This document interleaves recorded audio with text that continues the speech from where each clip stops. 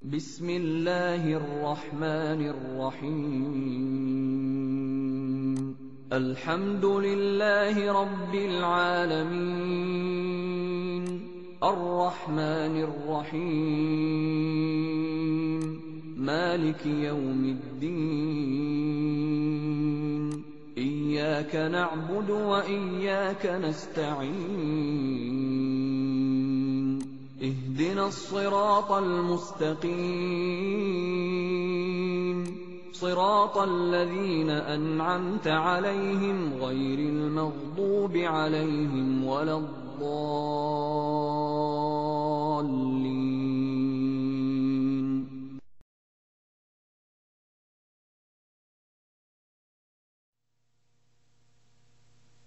سبحان الله والحمد لله ولا إله إلا الله والله أكبر ولا حول ولا قوة إلا بالله العلي العظيم. Glory be to Allah, all praise to Allah. There is no God but Allah. Allah is great. All power and might belong to Allah, the Most High, the Great. Subhanallah walhamdulillah wa la ilaha illallah wallahu akbar ولا حول ولا قوة إلا بالله العلي العظيم. بسم الله الحمد لله والصلاة والسلام على رسول الله. In the name of Allah, the praises for Allah. May Allah raise the rank of His noble Prophet Muhammad and grant him peace. We welcome you again to our interviews on Islam.ca. And today we're privileged to have with us our brother Amir Junaid Muhaddith, better known in the music industry and the entertainment industry as Loon, who was a rapper and songwriter, part of P. Diddy's Bad Boy Records. And God willing, inshallah, he's here today to share his story about Islam and what led him to Islam. So to begin, Brother Amir, can you please tell us about your background, your upbringing, where you're from, and your childhood years? Assalamu alaikum wa rahmatullahi wa barakatuh. Barakallahu feekum. Well, I'd like to start by saying, first and foremost, I bear witness that there's no God worthy of worship but Allah alone, who has no partners, and I also bear witness that Muhammad is the sealed prophet and messenger of Allah. And, I'd like to elaborate, on my background. First and foremost, I'm born and raised in the streets of Harlem, New York City. And I pretty much come from a background of hustlers, gamblers, players, and so forth, My moms and my pops, both they ran in the era of a notorious gangster by the name of Nicky Barnes back in the 70s. Then growing up in Harlem, I also was able to grace the presence of some young up-and-coming hustlers coming after the era of Nicky Barnes, the Richard Porters and Alpos, which a lot of you people might have heard of in the DVD Game Over, or maybe the movie Paid in Full, which featured Cameron and Mekhi Phifer. So I have a very extensive background in the streets, being around well-known hustlers, well-known drug dealers, well-known killers, and well-known gamblers. And I spent a great deal of my life chasing what we call in the streets the American dream, which is obtaining success by all means necessary. And at that time, rap wasn't really big, music wasn't really big, but it was somewhat relevant in most boroughs like Queens, in the Bronx, and Brooklyn. But in Harlem, we pretty much was the audience that glorified or gave hip-hop this image that you see today, meaning that in Harlem, we were more so the participants of the music industry opposed to, you know, the ones who were participating in actually making the music. So my perception of success never really, you know, lingered or dwelled on the success that came from the music business, because at the time I was growing up, you know, musicians or rappers, break dancers, etc., they wasn't as successful as the hustlers in the streets. So I really had my eyes on a whole different prize. Growing up in the streets, I saw myself being successful selling drugs. I spent a great deal of my life hustling, selling drugs, actually traveling to other states in the United States to sell drugs because the product value was more. So to say, I was an entrepreneur. Wherever I saw the value or the dollar value, which was more than what I paid wholesale for drugs at the time, I would enter in those markets and try to double my buck. Now, around 1991, I would say the first time I really like, you know, indulged in writing music or writing material that would, you know, not glorify, but establish my current status in life. So to say, I used my writing ability to sort of like establish a diary. So I had 3 steps that I would use to establish in this diary. One, I would write out something that was currently, you know, plaguing my life, or something that I was currently dealing with, something that was relevant in my life at the time. And I would write it like I was writing it for an essay, you know what I'm saying, meaning to like turn it into a teacher. In the second phase, I would write the same exact story over like I was writing it for a brother that might be incarcerated, meaning I would include a lot of slang and just street talk. Then the third phase would be in rhyme. I would write it as if I was writing it for, you know, a song.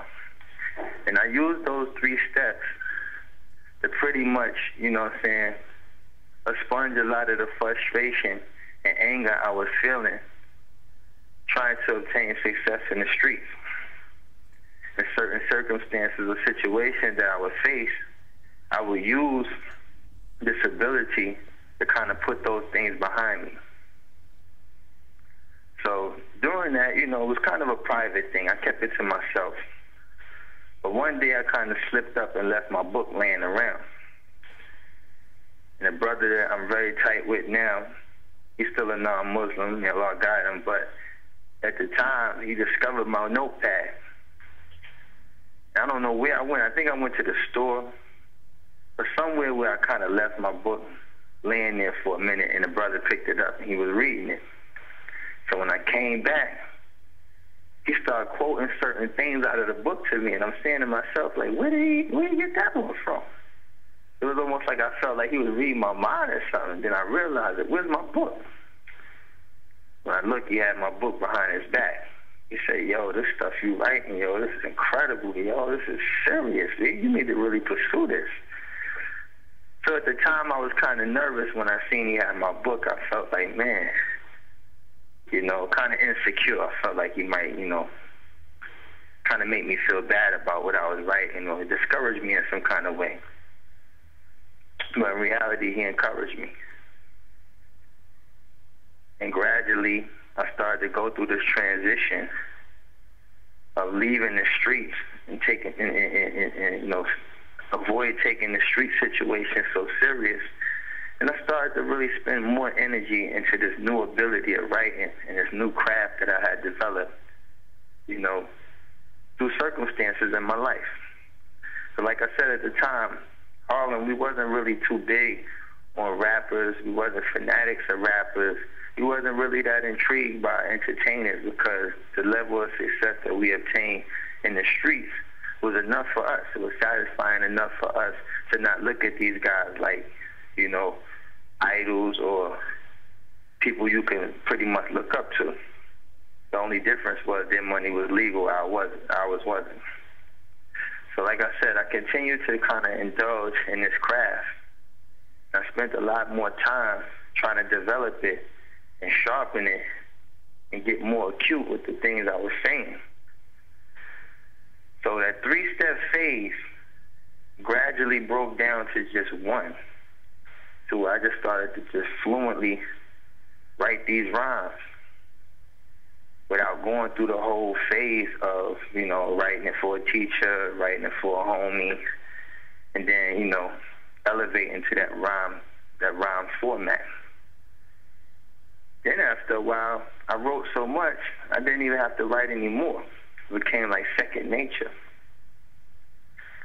So at that point, I was pretty much like, you know, a full-blown artist. I just hadn't entered the game yet. So at that point, you know, I started to pursue meetings and sit-downs. At the time, I had a group called the Crime Family. And the group consisted of me and another brother named Jay Nitty. Basically, Nitty was a couple years older than me, but he was a career felon. You know, he had three felonies. I had two. So the whole concept of our group being a crime family and everything at the time, our music was revolved around the reality that we was living. And we felt like we was kind of covering the whole street aspect because I was an adolescent at the time and Nitty was like in his early 20s, which made him a little bit older, so he covered a more mature, more sophisticated aspect of crime. And in '95, we signed a deal with Tommy Boy Records. And sorry, we wrote it out. Hello? What age would you have been at that time, 1995? 1995, I would have been about, let me see, I'd have been 20. I was 20 years old. I was about 20 years old at the time. Okay. And we signed this deal with Tommy Boy Records. And we wrote an album called Harlem World, which a lot of people discovered later in like 1997 when Mace kind of like took the concept and ran with it. But initially, you know, that was a concept and a title that we used in 1995 when we were signed to Tommy Boy Records. So that kind of establishes for a lot of people that are aware of me and Mace's origin or our relationship or the way we were connected in the business. It came strictly from what we call in the street, like, you know, a jack move. You know, so Tommy Boy, being that they dragged their foot and they didn't understand where we was coming from with the whole Harlem World concept, we left the label, you know what I'm saying? Nitty went to jail. I pursued, you know what I'm saying, my street career again, as far as hustling again, because I felt like I wasn't going to make no moves without my partner. So, you know, 2 years went by, and next thing you know, Mace popped up. But at the time, we were hot in the streets, and a lot of people knew about us, knew about this Harlem World concept that we had. Even artists like, you know, B.I.G., who I was personally familiar with, and we would trade rhymes certain times. You know, he would come up to Harlem to come visit. We would hang on the corner, kicking rhymes with each other and stuff of that nature. But when Nitty went to jail, it kind of left me alone. It was Nitty's dream that really led to pursuing, you know what I'm saying, sit-downs and meetings and things of that nature, because I was more so an individual that was just running around the streets with guys like Big L, you know, who passed away, you know, B.I.G., you know, Nas, any type of rapper that was coming through the streets knew about me on the Harlem side as far as battling and things of that nature. So when he went to jail, kind of put the thing on ice. Then Mace came out in 97 with the concept. He was very successful with it. So at that point, it kind of fueled me to want to strive harder, to want to work harder.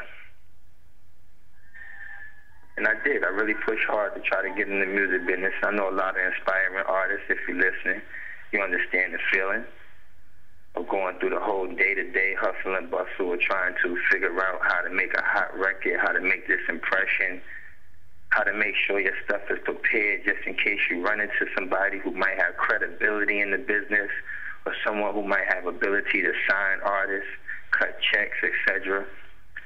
So it was a little strenuous process trying to get into the business. But fortunately, after Mace's solo success, he invited me to be a part of a group called Harlem World,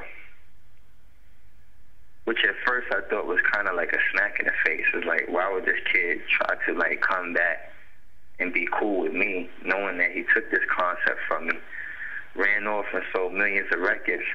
Now you want to come back and make a group called Harlem World?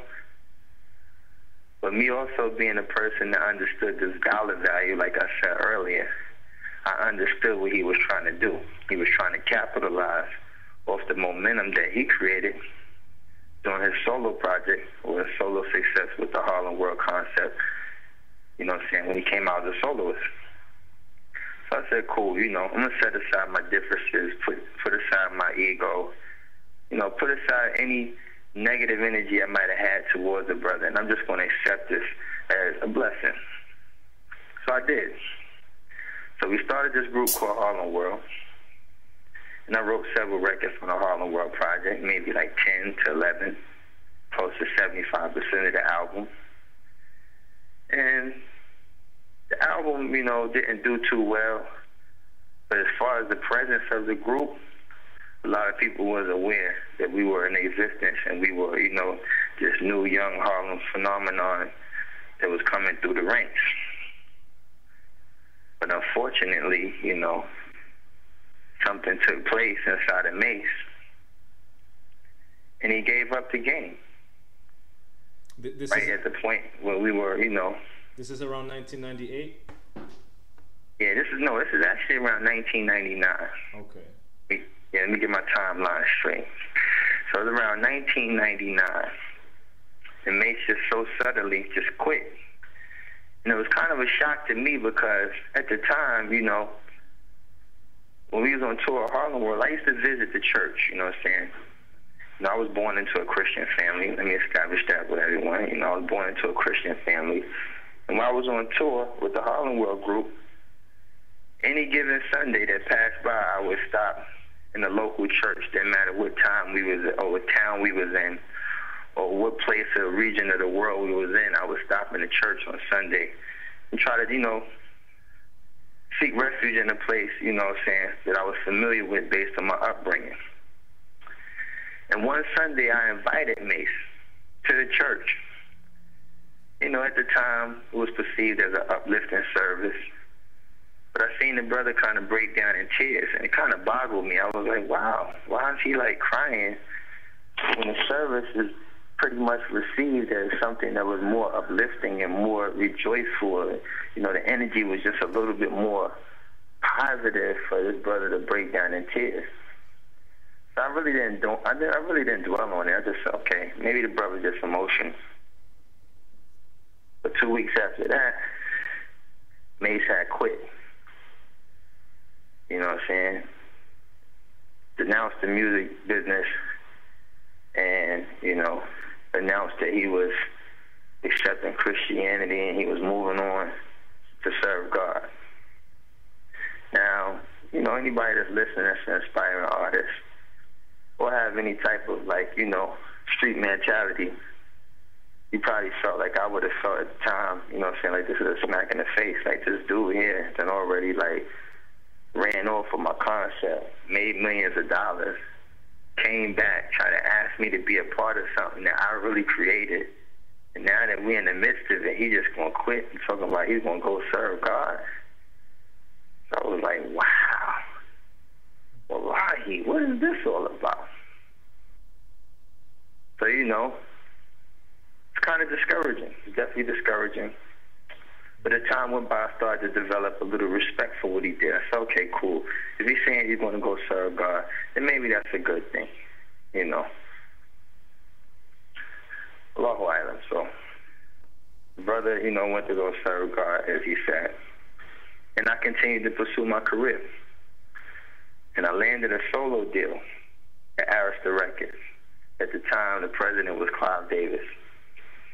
And on the label at the time was a good friend of mine that I grew up with, was Alicia Keys. And I was the first rap soloist, and, you know what I'm saying, ever in history to be signed to Arista Records. Because if you know anything about Clive Davis' background, he signed like Aretha Franklin, you know what I'm saying, Santana, a lot of big artists who didn't have no type of, you know, rap orientation in none of their music. So I was the first rap artist to ever be signed to Arista Records. So it was something to be proud of. Then I suffered another transition where Clive Davis left. Then L.A. Reid came and took over Arista Records. So now, like, man, like, what is happening to me? Like, I keep going through all these transitions trying to get to the top. You know what I'm saying? And it's like, it seems like every time I get to a pinnacle, something happens. So now, I'm suffering this transition of Clive Davis leaving. L.A. Reid came to take over the record company.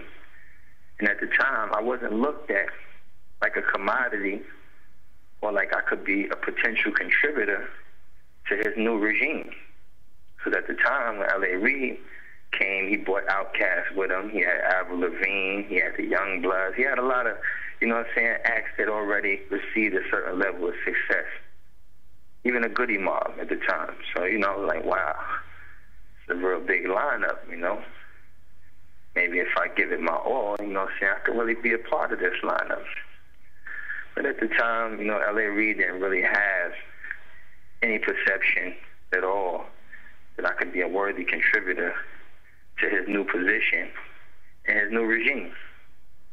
So I started hearing inside talks within the company about him dropping me or releasing me from the label, which is another discouraging transition that I went through. So I said, wow, what is going on? It seems like the more I strive for this, the more I'm being detoured. Mm-hmm. So at the time, you know what I'm saying, my manager was Mark Pitts, who was also Biggie's manager. And if any of you guys seen Notorious, he was the guy that played Biggie's manager, you know, in the movie. That was my manager. And Mark and Puff was very cool. So I said, yo, Mark, you know, what's going on, man? Like, and at the time, Mark was pursuing a position to actually work for L.A. Reid. So if any of you guys know anything about the music business, that would have been a conflict of interest, because I can't have a guy that's going to manage me on the same record company he's about to work for. So, you know, we got into a little debate about that. And he told me straight up, like, if I get the job, you know what I'm saying, I'll make sure that your management situation is taken care of. So I said, cool. All right, cool. That makes sense. I appreciate that. So what happened is he overheard that Puff was in Miami working on a, you know, compilation album, which turned out to be, you know, the saga continues, P. Diddy and the Bad Boy family, or whatever the case may be. But at the time, you know, I was looking at the situation like, okay, cool. My only options is this. I could stick around and act like a fly on the wall, and maybe L.A. Reid won't, you know what I'm saying, consider getting rid of me. Or I can push Mark, you know what I'm saying, to push Puff, to give me an opportunity to come down there and probably help him with the project. Because I was a writer, you know what I'm saying? And at one point I did write a song for Puff on his Forever album. Before I even signed to him, we had got acquainted, and I wrote a song for him prior to that. So I told Mark, like, yo, listen, you know, the dude, I wrote something for him before, and he liked my work. You know, why don't you see if the dude will let me come down there and write for him? So Mark was like, yeah, you know what, that's a good idea. So basically what took place is Mark, doing the things he do, was very, you know, persuasive and very, you know what I'm saying, good at his job.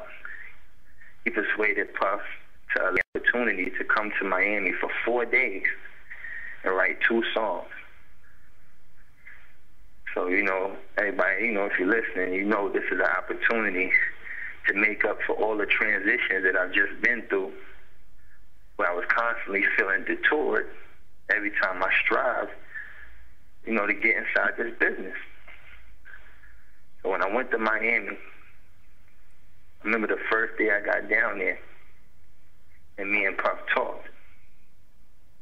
And at the time, he was explaining to me, you know, it's the first time I've ever really endured any of his personal pain. 'Cause at the time, you know, he was going through the breakup with Jennifer Lopez, and, you know, he had the case, the gun charge from the shooting, and, you know, he had a lot going on. Mm-hmm. You know, I haven't, at that time, reached that level of success to even understand his pain.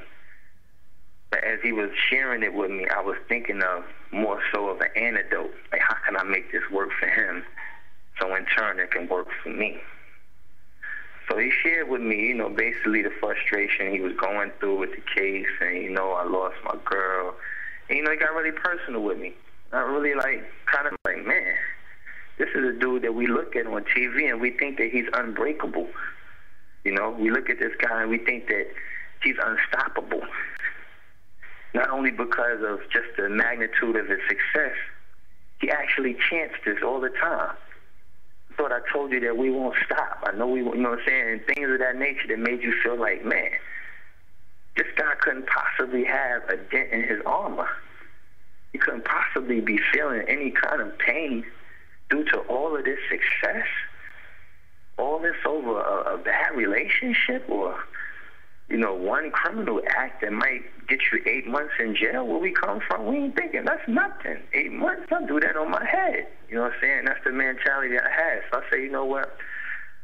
I can't think that way. I have to kind of endure what this man is feeling and what he's dealing with and make it my situation. So what I did, I just pushed the pen. You know what I'm saying? I really just knuckled down, endured everything that he told me, everything he shared with me, and I made it personal to me. So instead of me staying 4 days and writing 2 songs, I ended up staying 4 weeks, and I wrote 11 songs. So at that point, you know, we pretty much was, you know, for lack of better words in the music business, we like to say we was in bed. You know, relationship was brewing. You know what I'm saying? This was the starting point of something great in terms of Loon and Puff Daddy, or P. Diddy at the time. It seemed at this stage that maybe you were starting to approach the top of that mountain that you've been climbing for years.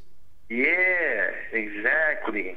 Alhamdulillah, I started to feel like, man, I'm finally going, you know, break this, like, this terrible stride of, you know what I'm saying, struggling to be relevant and struggling to, you know, break ice in this business.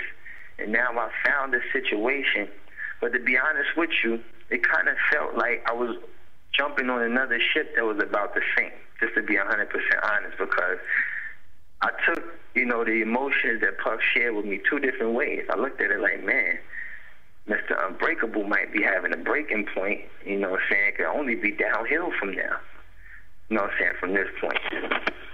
But then, you know what I'm saying, I removed myself from anything that was considered self-serving. And I said, I'm just going to do what I need to do for him. And I pray that this is the type of guy that's going to turn around and return in favor to me. So basically, you know, that was kind of the emotions that I shared. And like I said, I knuckled down, pushed the pen, and really made sure that, you know, everything came through. So I wrote some classic records, you know what I'm saying? You know, the first was I Need a Girl. So that was basically what he was saying in a whole nutshell, you know what I'm saying? Mm-hmm. And that's pretty much what I endured. I said, okay, this guy needs a girl. This is what he's saying. I mean, he lost his girl. You know what I'm saying? He's going through a real hard time with a criminal case. And there's a girl abandoned him, so to say. You know what I'm saying? And this guy definitely needs a girl right now. So, you know, first record I wrote,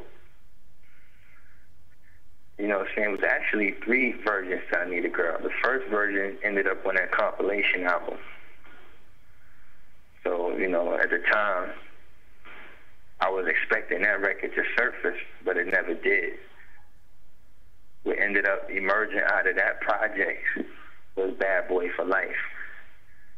So once again, I kind of felt stumped, like, oh man, I done put together this project for this brother, you know what I'm saying? He's back in the limelight, you know, he's back Diddy bopping, and he's back, you know, on this 1-2. But now I'm in the back seat watching a single that's done by, you know what I'm saying, G-Dep at the time. He had Let's Get It, which turned out to be a real big dance phenomenon, the Harlem Shake. Then Bad Boy for Life with Black Rob and Mark Curry. So all this is taking place after I made one of the largest contributions to the man's struggle at that time. So I was like, all right, cool. Here we go again. You know what I'm saying? Here we go again. I done put my good foot forward, and now I got to take 2 steps back. So when I Need a Girl records popped off, the success of the records happened so quick that before I can even get into like a bitter state about what just took place as far as G-Dep, you know, Black Rob, and all these other artists that were my label mates at the time, their successes was emerging before me. So before I can even get a bad taste about it, I Need a Girl just took off. Bomb. So now it was like, uh-oh, it's showtime. So you can imagine, like, all of the energy that I had consumed trying to get to this point, I was about to be able to release it. But the only thing about it was, which was kind of discouraging internally, is that I wasn't really this hopeless romantic. You know what I'm saying? Mm-hmm. I was really Loon from the streets of Harlem. You know what I'm saying? I was really a dude that had a mean knuckle game. Got into a few gunfights, did a lot of things, you know what I'm saying, had a very harsh reality that I lived, and I wanted to be able to expose those things. But I wasn't discouraged because, you know, when I Need a Girl came out, the success of it was so big, I was like, wow, this is really happening. Then we dropped part 2. That took off. I was like, whoa, this is really happening. You know what I'm saying? Mm-hmm. So once again, like I said, having the entrepreneurial spirit and just having, like I said, an understanding of the value of the dollar, I kind of like, you know, kind of concealed the emotions that I had to, you know what I'm saying, to express a more harsher side of myself. And I accepted this vibe as this, you know, hopeless romantic guy. And by doing that, it took me places that I've never been before. It put me in the circumference of people I never would have dealt with. You know what I'm saying? It put me amongst the most elite in the music business and the entertainment business. Even movie stars, like everybody kind of gravitated to me and Puff at the time due to the successes of these songs. So, you know, when it was time to do the Loon project, I felt like, okay, now it was my turn. I just watched Puff spend millions of dollars, you know what I'm saying, to promote himself and make these things work for him. Because I Need a Girl, you know what I'm saying, ultimately those became his records. Those were his records, even though they were like the biggest records I ever wrote. But they were records that was, you know, distributed on his album. So now when it's time to do the Loon project, I'm like, okay, now it's my turn. So I know if I can do this for him, I can do this for me. And at that point, you know, this was like another transition that I had to face. Because now I'm not sensing the same love or the same promotional push or the same excitement that was put behind the project previous to my album. So I'm like, here we go again. And at that time, you know, I was very discouraged because I felt like I had finally got to a certain pinnacle. I finally got a taste of what it feels like to be, you know what I'm saying, successful and to be a star and to be received by people. And now here comes my opportunity to do it for myself. And what happened was, you know, there was one issue where the album got pushed back. Then Puff ran this marathon that happened to be the day my album came out. So it was like all this excitement was revolved around this marathon. So I was like, what's going on? Like, where's the fireworks? What happened to me? What happened to, like, the dude putting up all this money and all this push and all this, like, about me? And it never really happened. So even though I was at the height of my career, at that point, nobody could really see that I had almost given up. Like, I was at a point where I was like, you know what? I'm sick of this. This has been going on for far too long. And I'm tired of being a victim of transitions that have nothing to do with me. You know what I'm saying? When am I going to receive my blessings? When is somebody going to look out for me the way I look out for them? And as you can see, what I'm building up to is where there's a human instinct for us to seek refuge in things other than Allah. Mm-hmm. And I understood that, but I wasn't embracing it quite yet because I was still bitter. I still felt like a man owed me, a person owed me, someone on this earth owed me. And I was consumed by that anger, by that frustration, by everybody seeing all the glitz and glamour, the diamond watches, $100,000 cars, Loon at every event, shining, smiling, really frowning inside. And nobody could see this. And being that the album that I put out was so received overseas, and the guy never promoted none of the records overseas, never pushed none of my music overseas. Because internationally, I probably would have been, you know, somewhat of a megastar. But this guy didn't ship one record across the Atlantic Ocean. Not one record. So this was really the mark, the turning point of my search to find truth, and my search that led me to find Islam, and I found Allah. You know, because what I did, I took all of, you know, the revenue, all the money that I made from shows and things of that nature, and I started to contact promoters and stuff myself.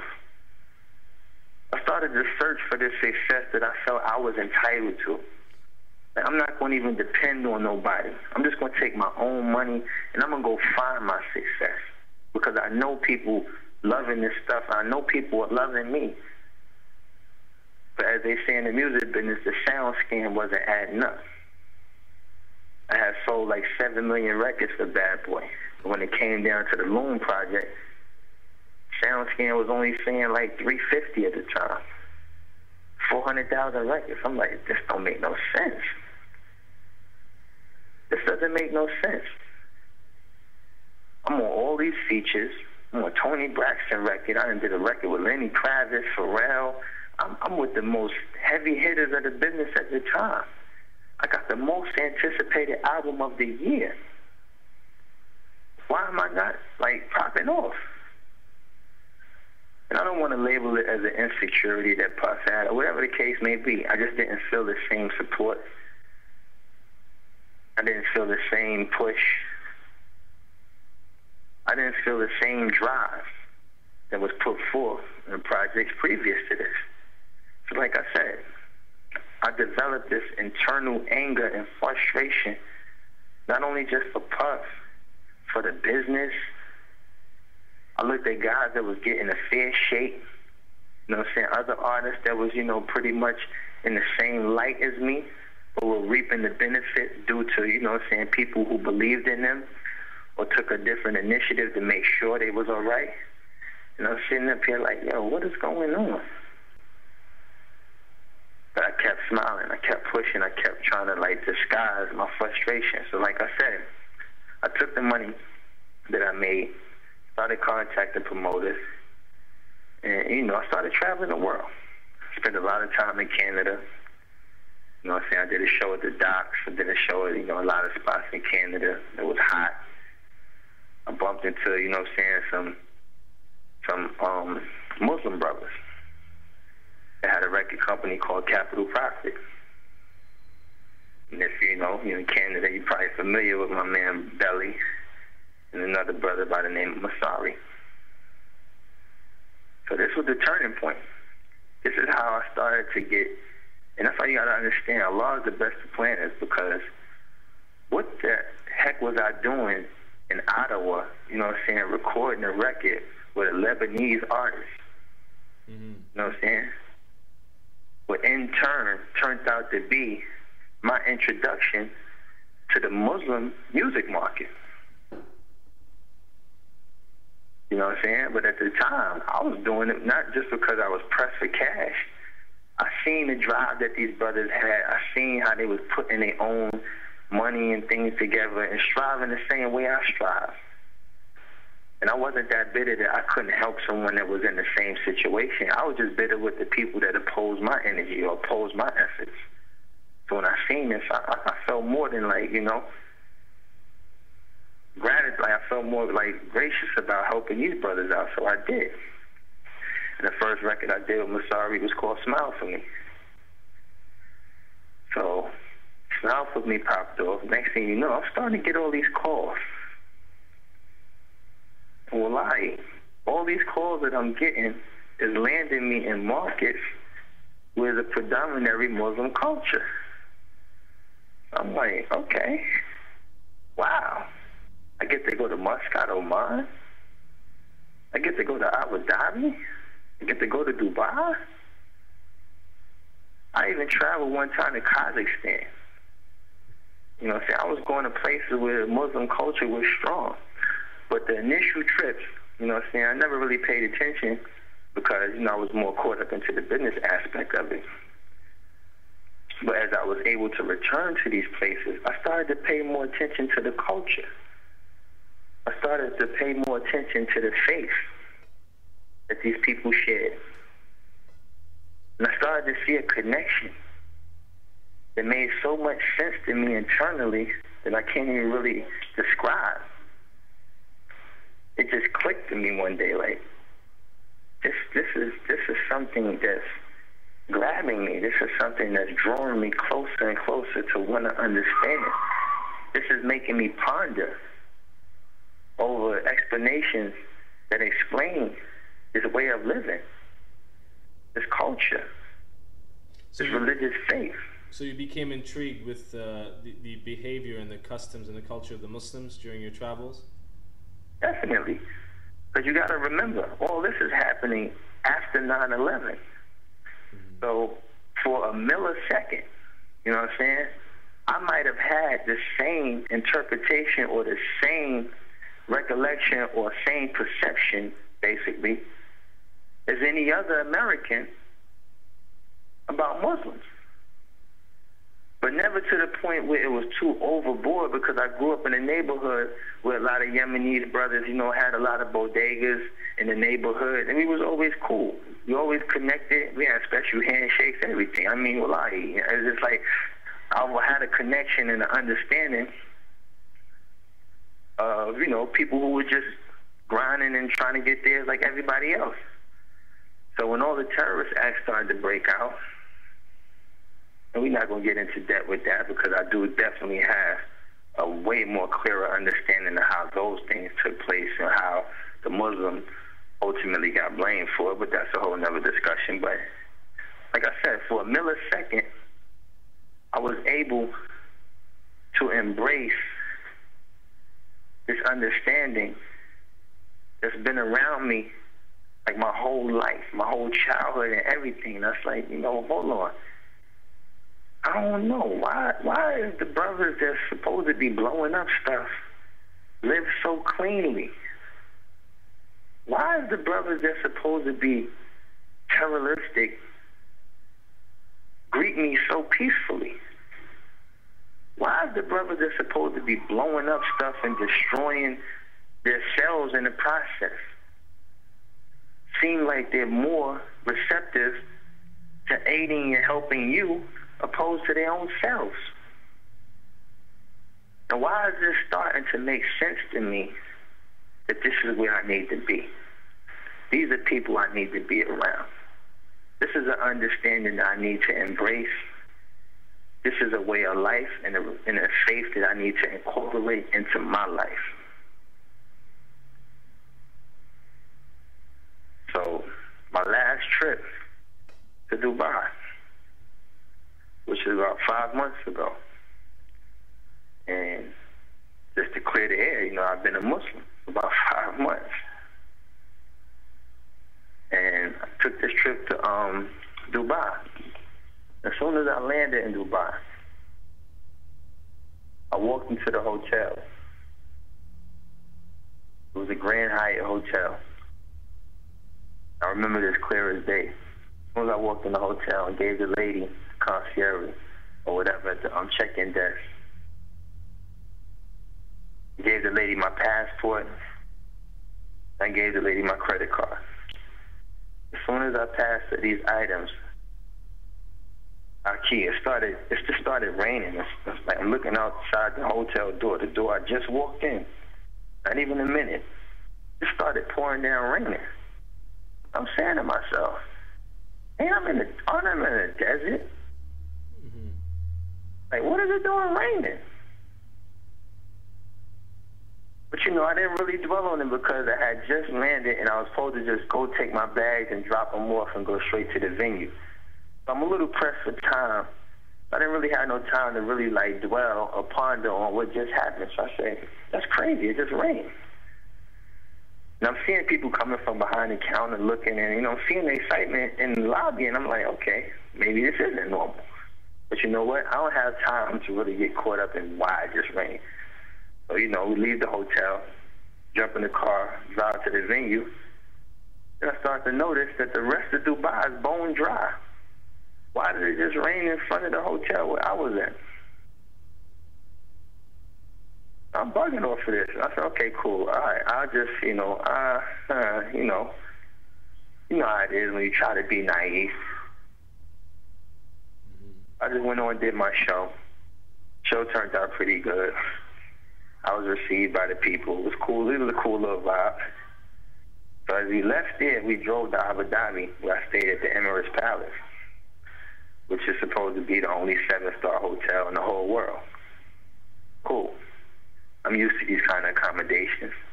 But I get there and I'm like, okay, I'm not used to this. This is immaculate. This is extravagant. This is ridiculous. So as I get to my room, drop my bags, I go look off the balcony, and I'm looking at the Arabian Sea. I see these birds flying, like way out. The sun is about to, rise. I'm looking at this beautiful view, and I'm like, man, this is beautiful. And at the time, if I knew better, I'd have just said, Allahu Akbar. Alhamdulillah. This is beautiful. But at the time, I just sat there and just kind of zoned out for a second.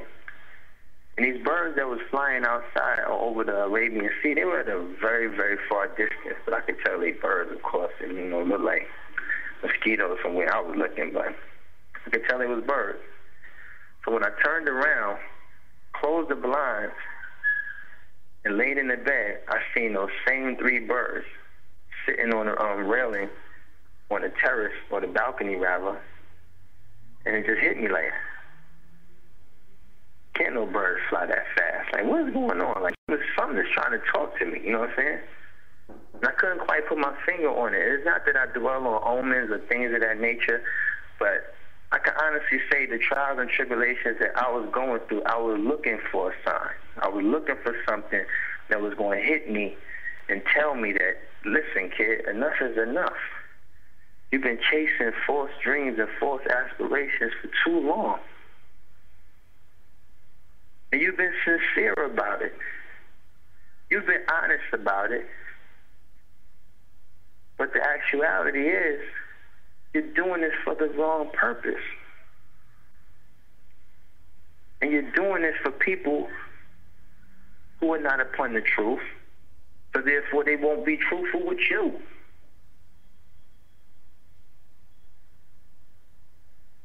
And as long as my witness, like, all these things just started to really register. Like, they started to just make perfect sense to me. Like, I'm serving the wrong purpose. I'm putting forth such a valiant effort to do something that's not going to grant me paradise. It's not going to cleanse my soul of all the hate and ambition and anger that I was feeling for those that I felt, you know what I'm saying, were supposed to be more supportive for me. What I was chasing, you know what I'm saying, it really didn't matter the magnitude of dollar, because I lived the same lifestyle as anybody else that maybe had 30, 40, 50 million. You know, I made a lot of yacht parties. I was at a lot of, you know what I'm saying, extravagant places and countries, and, you know, mingled with a lot of people, rubbed shoulders with a lot of people who were multi-millionaires, some billionaires. So it really wasn't a matter of being bitter towards anyone that had more money than me. I was in a place to be too, you know. So, like I said, all these things just started to hit me, and I figured it out right then and there, right on that balcony. I figured it out right then and there that I wanted to be a Muslim. There was no more turning back. There was no more searching. There was no more nothing. I found it. You know what I'm saying? And however that conclusion was instilled in me, Allah knows best. I'm not going to blame it on the birds. I'm not going to blame it on the rain. You know what I'm saying? We just all, you know, as Muslims, we're familiar with Allah's decree. And however that got instilled in my heart, and how it softened my heart and opened my eyes, I knew from that point I wanted to be a Muslim. I wanted to serve something greater than everything I've strived for since 1995. We are now in 2009. Everything that I strived for was pointless. And at that very moment, I knew that I needed to serve something greater than myself. I needed to serve something greater than a puff, greater than anything I've ever encountered. So it occurred to you basically that you wanted to find a greater purpose and to maybe find that servitude to the one who created you as opposed to servitude to the worldly affairs. Something clicked in you that you need to be seeking out the next life as opposed to this life. Exactly. And to be honest with you, I didn't quite understand, you know what I'm saying, the whole, you know, I didn't, at the time, I really didn't understand, you know what I'm saying, the fundamental or the basis of the life hereafter. I was more so trying to, you know what I'm saying, understand what was my purpose in this life here. You know, you kind of ask yourself, if I was to go tomorrow, can I honestly tell myself I've completed some type of service for my Creator? Can I say that all this energy I've invested in trying to do something that was self-serving, even though my intentions at the time was to be honest and sincere about every approach that I took to the business, is this going to be satisfactory for my Lord? Was it is this some... Huh? Was it at this point in Dubai that you made the Shahada, the declaration of faith in Islam, or was this when you returned back to America? No, I made it there. I met a Muslim brother because they had an event that was going on, and the Prince of Abu Dhabi, a lot of, you know, princes and, you know, people of regal status was running around the Emirates Palace. You know what I'm saying? They were all, you know, pretty much running around. So it was a little, like, salon / barbershop that was inside, you know what I'm saying, a hotel. And I went down there to get, you know, my hair cut. And I noticed, you know, a couple brothers wearing jalabiyas, wearing thobes. So I said, wow, they are Muslims.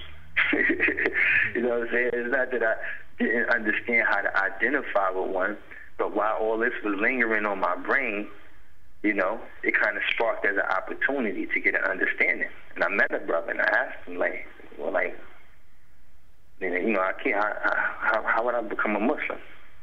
And he looked at me what do I have to do to be a Muslim? He's like, you want to be a Muslim? And did these gentlemen, did they know who you were? Not really.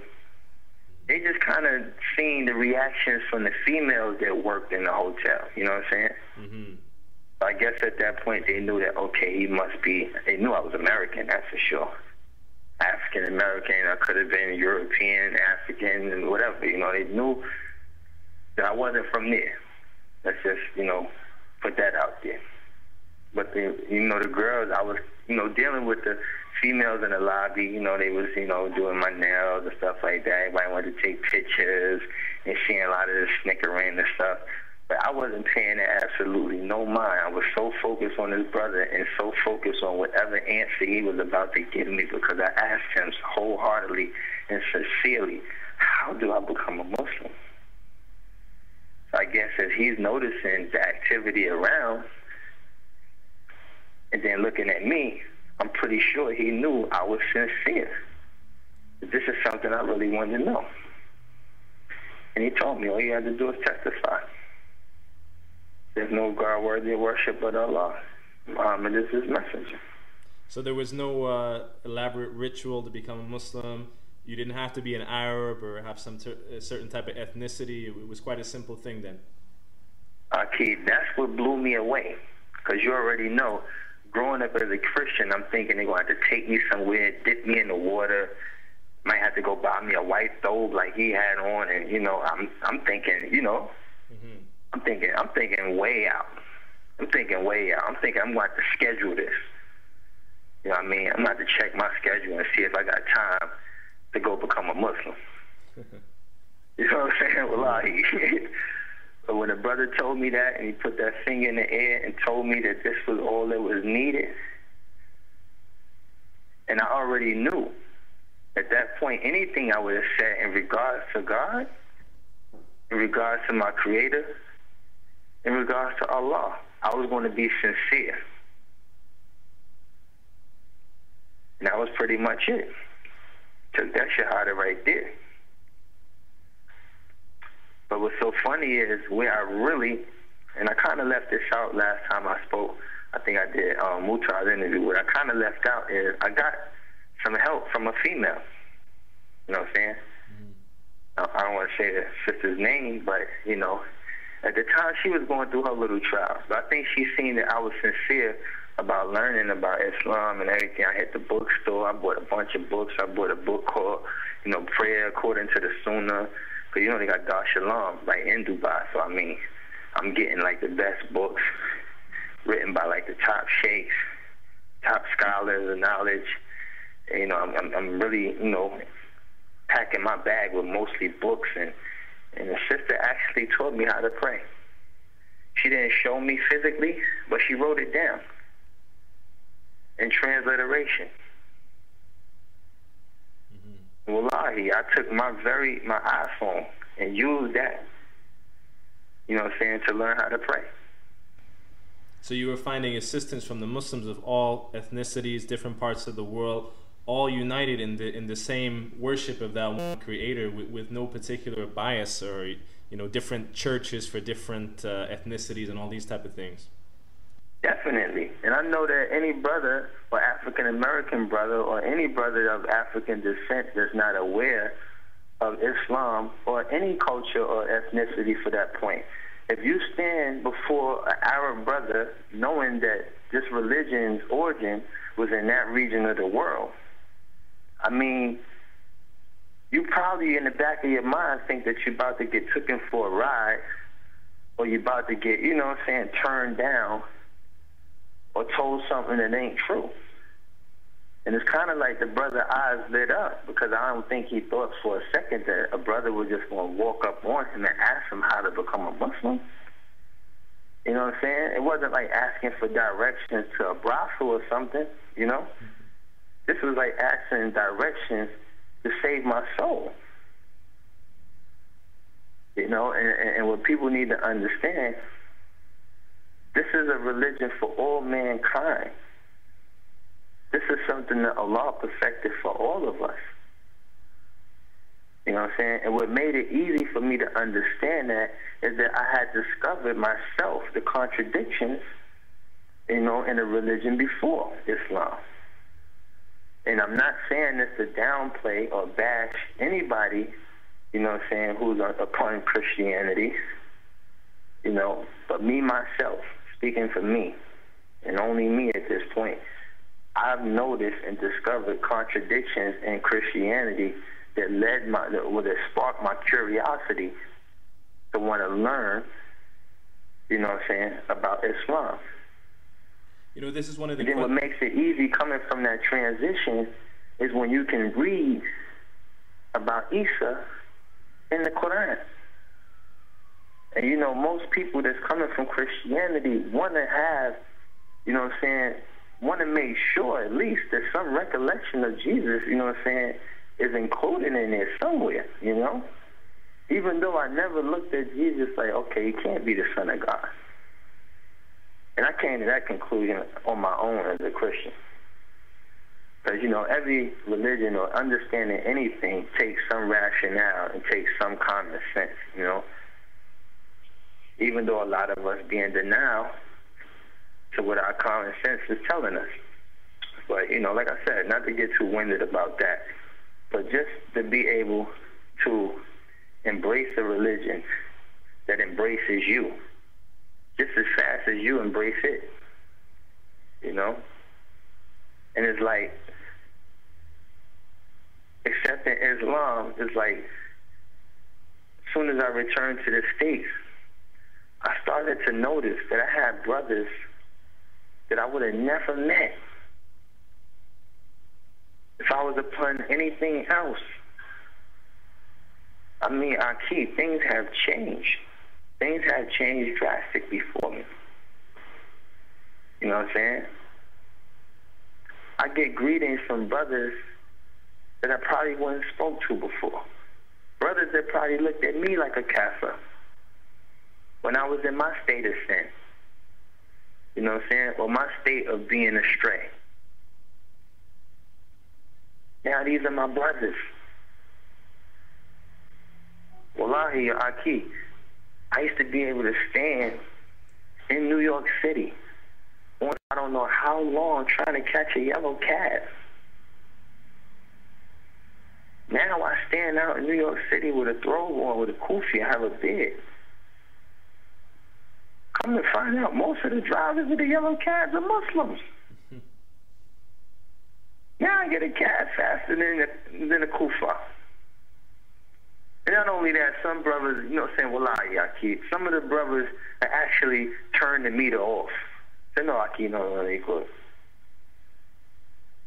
You know what I'm saying? Yeah. And I find myself telling the brother, Jazakallah khair, may Allah reward you for this. Knowing I wouldn't have had no problem paying for the taxi, knowing that this man is driving this cab for the sake of feeding his family, taking care of his, you know, responsibilities. And it's like, man, it's so devastating to know that people have such a false perception of a good Muslim. But I'm not going to say that the Muslim is exempt from sin. I'm not going to say that the Muslim is exempt from being, you know what I'm saying, non-righteous or things of that nature. We're still human. You know what I mean? Muslim doesn't make you a mutant or supernatural or anything. Muslim simply means a person who submits to the will of Allah. And any person that sincerely submits to the will of Allah is truly a believer in Islam and is truly a Muslim. So, you know, to be able to walk up at any masjid, it could be a masjid where brothers don't speak no English. But when I get in the ranks to make salah, I know enough Arabic to do that. You know? I've managed to memorize in like 5 months, maybe 6 or 7 surahs. I study every day. Can you give us an example of, you know, your daily routine now as opposed to May of last year when you were non-Muslim? What's the difference in your activities during the day, and your state of mind, especially as a Muslim, as opposed to when you were non-Muslim? Well, my state of mind, I have to admit, I'm in constant fear of Allah. I'm in constant remembrance of Allah. You know what I'm saying? It's a certain kind of, you know what I'm saying, emotion that's carried in the minds of a Muslim who is truly fearful of Allah. So I'm constantly, you know what I'm saying, watching the clock, making sure I don't miss Salah. You know what I'm saying? I don't mingle around the same circles anymore. You know what I'm saying? So let's just start from Fajr. I wake up first thing in the morning. And this is like the most critical state for me, because when I'm waking up, you know what I'm saying, I'm paranoid. Because I'm like, I hope I didn't miss Fajr. Like, you know what I'm saying? And to be honest with you, I was a person that probably would have slept at like maybe 10 o'clock in the morning, just on a natural day. 9, 10 o'clock in the morning. Now I'm waking up at 4 or 5 o'clock with no alarm clock. Sometimes I wake up before Salat is even in, just out of fear of missing it. You know what I'm saying? And then after that, I'm up. It's not even about make Fajr, go back to sleep.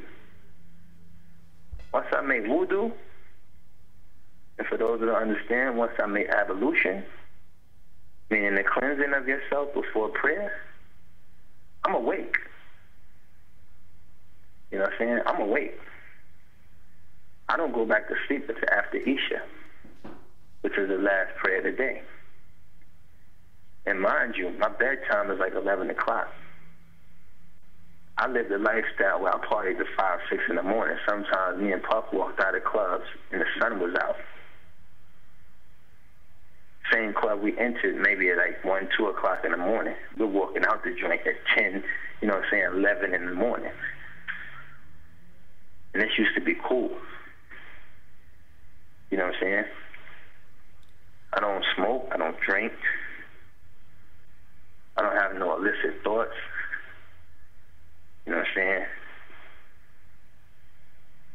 And as much as, you know what I'm saying, sexual activity that I've indulged in the lifestyle that I lived before becoming a Muslim, I really don't have too much of a problem lowering my gaze, because it's like,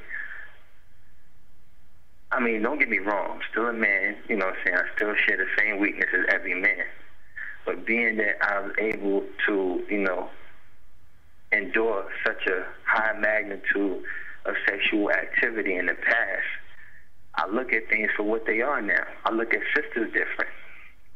You know what I'm saying? Especially sisters who might still be lost. But definitely Muslim sisters, I look at them with a certain regalness, with a certain kind of respect that, you know, is sort of kind of demanded by the fact that we share the same faith. You know? And Allah sees all, and He hears all. And when you have that fear, you know, you look at a sister a whole different way. You know?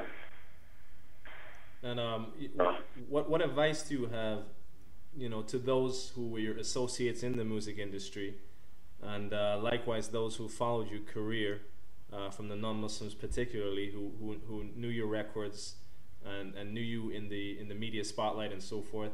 You know, what is your last advice to them about Islam, and you know, in terms of how they should look towards religion of Islam? I think that anybody who might feel totally accomplished in sin, anybody that might feel like there has to be a higher power other than yourself,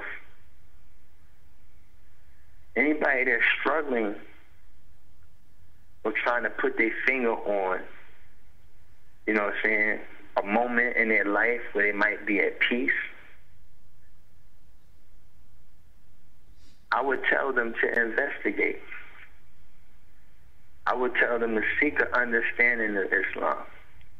I would tell them to move at a very moderate pace. Nothing you have to rush into. There's nothing you have to be forced, you know what I'm saying, to do. And it's something that if you are truly in this state, and if you're truly struggling, by all means, this investigation can only lead you to a situation where you want to know more, and you want to know more, and you want to know more. You know what I'm saying? I don't know the hadith correctly, but I know it's something that states that, like, those that don't ponder over this book, meaning the Quran, you know, I don't know if the term is that they're truly astray, or, you know, I don't want to, you know, quote hadith, but I just know that it's something I've read myself, and I don't really have time to run and search and, you know, look for, but I know that any person that's truly in this state of seeking truth or seeking knowledge, if they don't ponder, meaning dwell over this Quran, then that person can't possibly be that sincere in his search, because the Quran addresses all matters. All matters. Even though it's 1,430 years old, it addresses matters today in 2009. So anybody is desperately seeking that understanding of why things happen, why certain situations occur, why do I bear certain emotions that I can't control, why when I go into these, like, foolish rants, you know what I'm saying, I feel like I'm being enticed to continue being that way. You know what I'm saying? And it's like, it's certain things that I know a lot of people in the entertainment business want to put their finger on. You know? And like I said, I was one that was in denial too. I was one that was pushing the smile, hiding the frown. You know? I was one that was laughing but was inside crying. So I totally understand about the whole masking of your true emotions, and how we are very good at that, because we want people to judge us by what they see on the outside. We don't want people to see what's in the inside, because a lot of us on the inside are just not right. You know what I'm saying? We're just not right. We are created with a weakness that Allah knows. And the only way to strengthen that weakness is knowledge. So, you know, once you feel fully, you know, immersed in enough sin, when you feel like you extremely knowledgeable of the business that you're in, and there's nothing else to know, just take an initiative to investigate things outside of that understanding that will bring you closer to a true understanding, which we are all missing.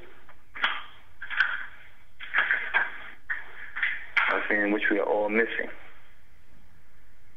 And Islam can show you the way. No doubt. I put my life on that. Brother Amir, formerly known as Loon, we thank you by Allah for your contribution today. It's been a pleasure. Alhamdulillah, you know, I'm happy, you know what I'm saying, to be invited.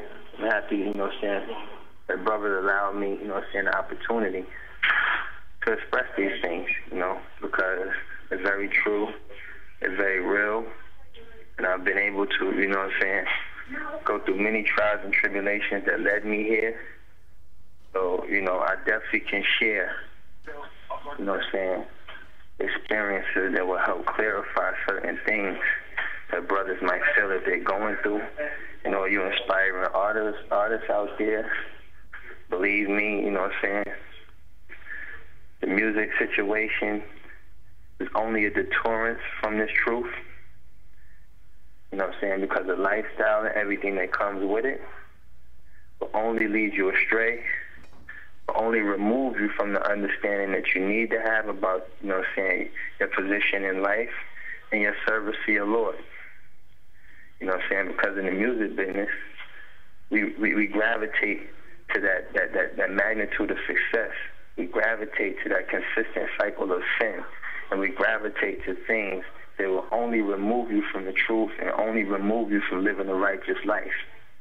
And that goes for people in every aspect of the music business. Like, this doesn't exclude the person that's doing marketing. This doesn't exclude the person that's behind the scenes.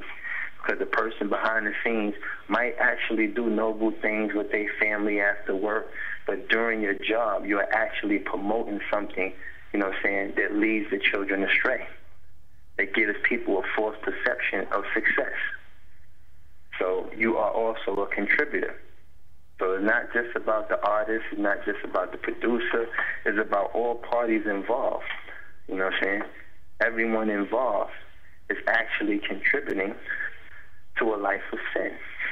And even like I said, if you go home and actually do something righteous, just like the guy that actually directs the music video, you know what I'm saying? He might think, okay, I shoot this video as a bunch of alcohol, beverages, chicks in bikinis, things of that nature. But what happens when his daughter wants to be in the video? You know, what happens when your daughter grow up and want to be in the video now? What your excuse is going to be then? You know what I'm saying? And this is when it affects people when it hits home.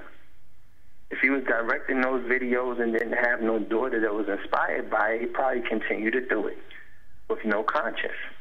But if your daughter grows up at 15, 16, and she stopped popping, dropping, and doing everything she's seeing in the video, eventually it's going to hit your conscience. Eventually it's going to have you feeling some type of, you know, security issue where you might have to follow your daughter home from school, that you might have to monitor the clothes that she wears. You might have to monitor the girls she hanging out with. You might have to monitor the boys she's around. And this is how it all comes back. This is why I say it's a consistent cycle. So all of y'all out there that's inspired to be in this business, understand, first and foremost, it is a business, but it's not a law's business. It's not a business that's going to bring you closer to salvation. It's not a business that's going to bring you closer to righteousness, piousness. It's not a business that's going to bring you closer to saving your soul. For anything, it's like pouring gas on yourself and striking a match. Eventually, you're going to burn. Mm-hmm. You know, eventually you're going to burn in this life. And as believers of Allah, and you know what I'm saying, and believers of the oneness of Allah, we also know that the life in hereafter, there's no flame, you know what I'm saying? That's more intense than a hellfire. And that's why we fear Allah. Because Allah is most merciful.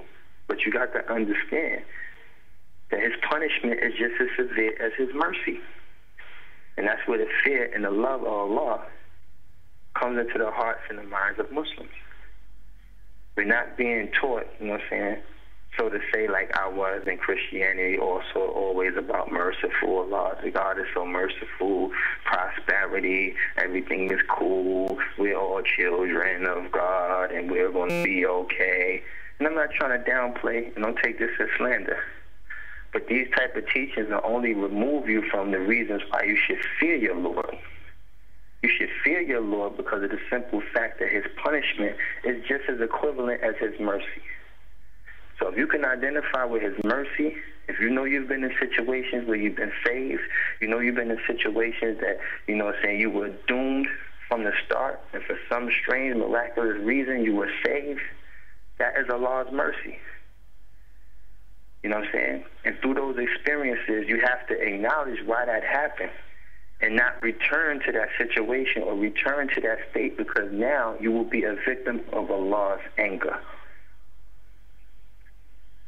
You know what I'm saying? The mercy is only, you know what I'm saying, given to those who don't have knowledge of the things we do. But once you know what you're doing, and you're held accountable for it.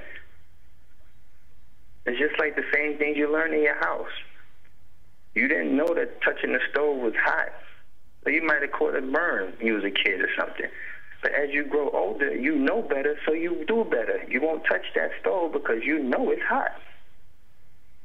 So this is what I was saying earlier about having rationale and using common sense and applying this to the understanding that's given to us, in, you know what I'm saying, in Islam. And it's so easy. And I know a lot of people get eluded from the understanding based on all the don'ts. You can't do this. You can't do that. You're not supposed to do that. You're not supposed to do this. You know what I'm saying? And all the brothers out there that are Muslim, you got to understand, this is not the way we have to call the people.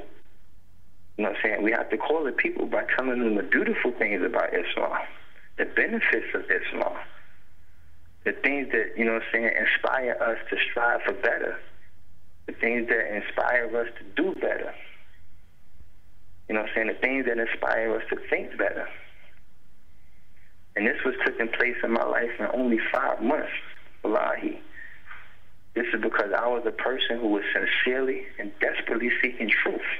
And now that I found it, I wouldn't give this up for nothing in the world. And I pray that Allah keeps me stern, Allah keeps me focused and steadfast in my worship to Him and only Him. Amen. So if you're listening, this is what it is. You know what I mean? I know I went through a long-winded scenario of explaining the things that you're familiar with in terms of the business, but now let's get down to business. You know, Islam is the truth. So you're saying that this life you have now and this inner peace that you have now, you wouldn't trade it for 100 platinum records? For nothing. Aki, you know what's so crazy? When I was going through a period of searching for music, situations, deals, and things of that nature, you know what I mean? A lot of doors was getting slammed in my face. A lot of people was not acknowledging the greatness of the records I wrote. I have 52 published records. I co-wrote I Don't Want to Know for Mario Winans, which is another big record. I wrote Diddy. I wrote I Need a Girl Part 1, Part 2. You know what I'm saying? Show Me Your Soul. I wrote a lot of records that people might not even be familiar with because we only count the ones that you see the actual artist in, you know? But the reality of it is I was a force to be reckoned with on the writing side. And I walked away owning the publishing to the records that I wrote. You know, and that's what I'm surviving off of now. And you know what I'm saying? Until Allah guides me to something, you know what I'm saying, that's going to substitute the success that I had. And I have faith that that's going to take place. So basically what I'm trying to say is, now that I became Muslim, I got people kicking my door down. You know? But I refuse to be a hypocrite. You know what I'm saying? I refuse to have people use me as a means to slandering Islam or using me as a mockery. You know what I'm saying? Because like the brother Mace, you know what I'm saying, like I said, I had to set aside my emotions that I had towards this move to remove myself from the things that I felt selfishly about. And I had to accept the fact that the brother was doing something for a higher power. But for him to backstep, get back into the music business, join G-Unit, do a bunch of records cursing and talking about stuff that totally is not of God, I will never be that person, Aki. And I pray to Allah He guides me, you know what I'm saying, away from anything that might lead me into that type of situation. Amen. You know what I'm saying? So this is what I'm trying to say about the music situation in me. I don't know what other brothers' trials is going to be. I don't know what other sisters that's inspiring to be in the music business going to be. But me, myself, being that I am a person who has some level of influence on the youth and some level of influence on those who have witnessed my success, witnessed the magnitude of what we call fun, witnessed the magnitude of what we call, you know what I'm saying, desirable pleasures and things of that nature. I'm here to tell you, Aki, I don't want that no more. I don't need it no more, you know?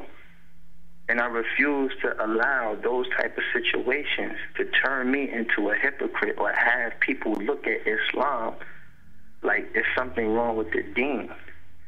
You know what I mean? if I ever were to go through those trials, inshallah, you know what I'm saying? I mean, like I said, I pray Allah guides me away from those things. But just to give you an example,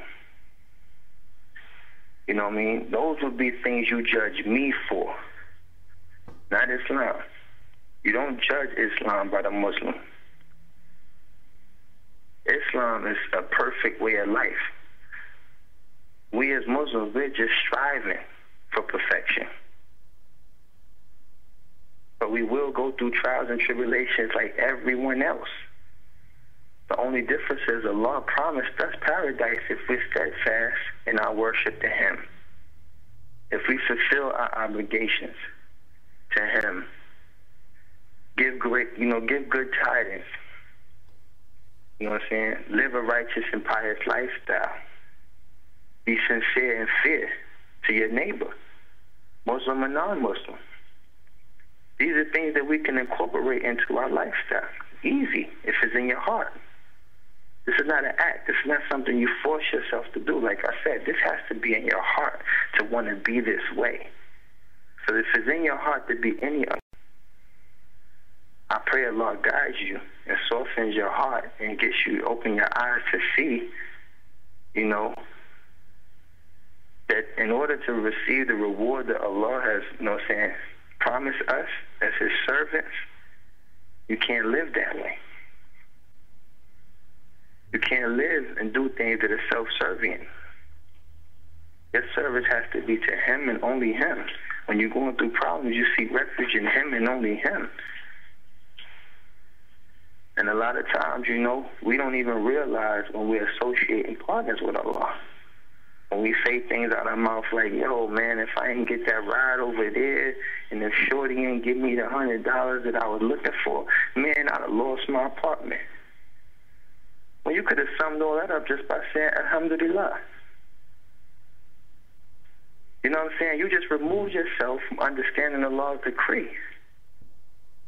Allah uses us as vessels sometimes to complete certain things, you know what I'm saying, in other people's lives.